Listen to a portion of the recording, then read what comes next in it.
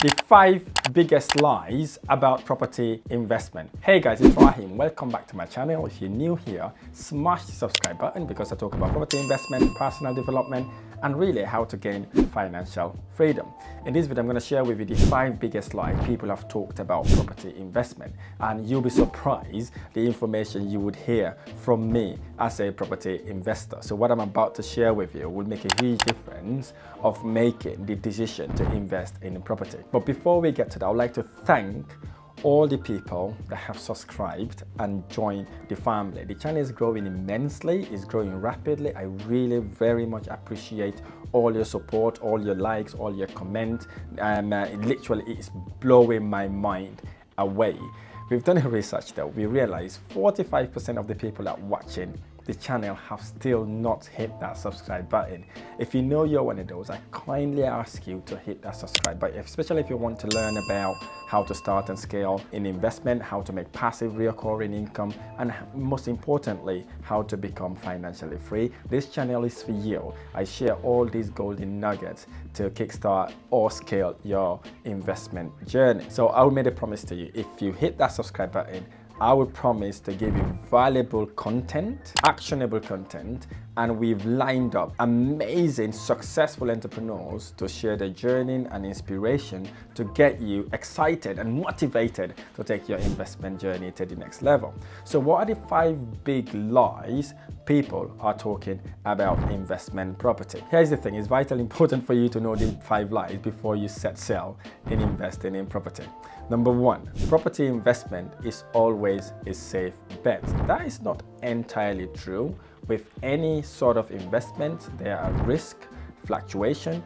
The same thing happens to properties as well. And it also depends on market condition, the government, and then obviously knowing what your investment strategies are, ensuring you're buying the properties in the right place, the right location, is what also makes that investment a vital investment. So it's not always the case. So you go there understanding that there is risk in investing in property. The property you've bought would have gone down in value, or perhaps it has not appreciated the way you think it would have appreciated. So there's certain areas in Wales, England and Scotland where capital appreciation has not gone up significantly. So in essence, there's a risk in looking at that. So number 2, you will make quick profits in property. So that's also is not always the case. Property investment is not a get-rich-quick scheme. It is an investment vehicle that allows you to become wealthy and richer over time. So long-term perspective, long-term growth, and long-term vision is what you need to be looking at. However, you can make substantial profit by renting the property out. You can make also substantial profit by capital appreciation, because in the UK, in average, property prices goes up by 8 to 15% a year over time. So in essence, you could make lots of profit from capital appreciation as well as renting the property, because you'll be making money in 2 ways: renting it every single month, making that passive recurring income, and then obviously you've got your capital appreciation as well. Number 3, all properties appreciate over time. That is not entirely the truth about property investment. So if you buy a property in a low yielding and appreciation area, obviously the value of the property would not go up that much. And also economic factors also play a significant part of capital appreciation. If there's nothing happening in your investment area, i.e. there are no massive shops, no financial hubs, and perhaps there's nothing happening in your investment area. So if that's the case, you would kind of struggle to get capital appreciation. And also buy an apartment that are leasehold apartments as well.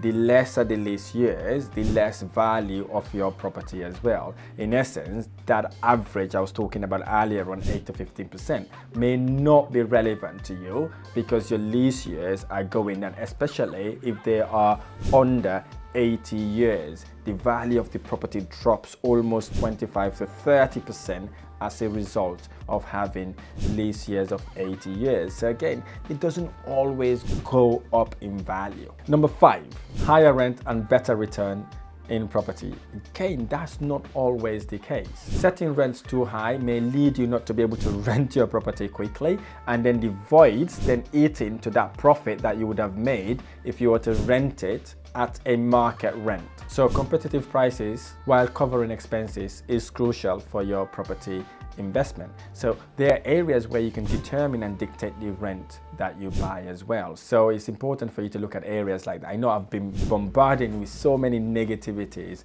about property. This is one of my first videos. I talked about negative stuff about property almost all the entire video. But how do you overcome things like this? The first way to overcome these big lies about properties, the first thing is to educate yourself. Immerse yourself in whatever you're doing in property. If you're doing rent to service accommodation, immerse yourself in it. If you're doing rent to rent, immerse yourself in it. If you're doing buy, refurbish, refinance, in essence, you're buying dilapidated houses, renovating it to force the value up and recycle all your money so you can go again, immerse yourself in it. In essence, you have to educate yourself in what you're doing in order to avoid these 5 big lies about properties, or if not, it will affect you and it can eventually derail you and demotivate you to invest in property. That's the first thing you need to do. Next, it's important for you to have a strict rule of investment. You see, when you have a strict rule of investment, it allows you to weed out the properties that will not give you the sort of return that you're looking at, or the sort of targeted return. So it's important for you to have that. I call it the golden rules with the investors I work with, and my investment, I have certain golden rules to follow in order to buy any investment properties. If it doesn't hit the golden rule, I work away from it. And the third thing you want to consider in order not to fall a victim of these 5 lies is having your own target, not competing with anybody else. Be you, be yourself, follow your plans and dream. Don't see people say, doing things in social media, you get overwhelmed, you get really worried, wanting to go quickly. No, you're not competing with anybody else but yourself. As long as you're doing better today than yesterday, you are progressing. So do not look at what someone else is doing, unless you're going to learn from what they're doing so you can replicate that in your investment strategy or your property portfolio. Beautiful. But do not compare the speed, do not compare what you see online, because most of these things, quite frankly, is not the real actual thing. So you go out there, educate yourself, immerse yourself in property investment. All these big lies will be something in the past, and don't allow these big lies to stop you from investing in property. If this video has been helpful, smash the like button below, subscribe to my channel for more amazing videos. I look forward to sharing the next one.